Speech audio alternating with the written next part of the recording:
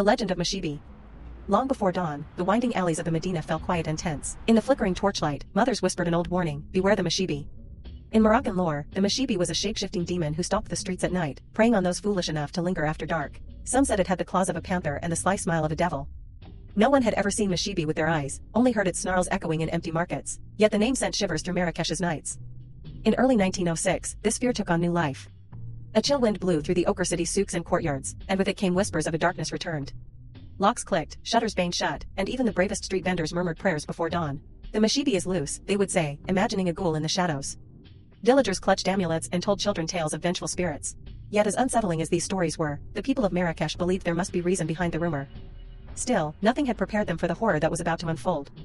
By April 1906, the legend of Mesfewi eclipsed even the busiest afternoon market. Young women were vanishing, one after another, 12, 20, then 30. Families grew frantic. After weeks of vain searching, one desperate family decided to follow the last known trail of their missing daughter. It led them through the labyrinth of the Medina to a low, unassuming shop, a cobbler's stall flanked by mounds of leather and spare shoes. Its door swung open to find Hadj Mohammed Mesfewi, a quiet shoemaker and letter writer. Moments later, alarmed cries split the air. The police were summoned. Within that cramped shop and the courtyard beyond, a nightmare was unearthed. Workers pried up wooden floorboards and unearthed a pit beneath the workshop. Inside lay a mass of horror, dozens of mutilated bodies, faces unrecognizable, limbs askew. 20 corpses were stacked in that pit. In the garden beyond, 16 more victims lay buried beneath the earth. Each woman's throat had been cut, each had been stripped of her dress and dignity. The air filled with the stench of decay and old blood. Witnesses could barely look without retching. This was no demon's handiwork, but a monstrous crime in the heart of their city. The news tore through Marrakesh like a scorpion's sting. Rumors swirled in frantic voices, Mesfewi, some shrieked, clinging to the old myth.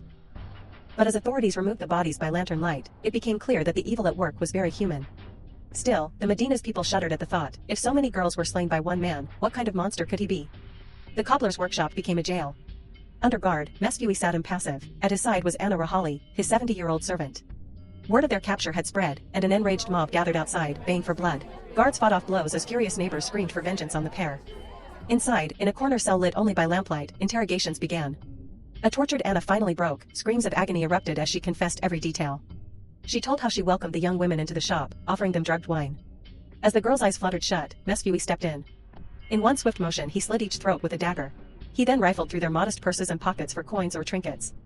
Anna's body went limp even as she spilled the truth. The old woman died from her torture. Mesfewi had been caught. But the city demanded answers, and blood. In the next episode, the interrogation begins, and the truth behind the murders forces Marrakesh to confront a darkness more terrifying than myth. Subscribe for part 2.